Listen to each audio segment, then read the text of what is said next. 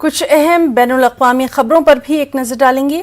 افغانستان میں حال ہی میں زلزلے کی تباہی کے پیش نظر طالبان حکمرانوں نے منجمد کھاتوں کو بحال کرنے کا امریکہ سے مطالبہ کیا ہے۔ طالبان حکومت کے وزیر خارجہ امیر خان منتقی نے امریکہ پر زور دیا کہ ملک کی بدترین صورتحال کے پیش نظر امریکہ کو چاہیے کہ وہ منجمد کھاتوں کو بحال کر دے۔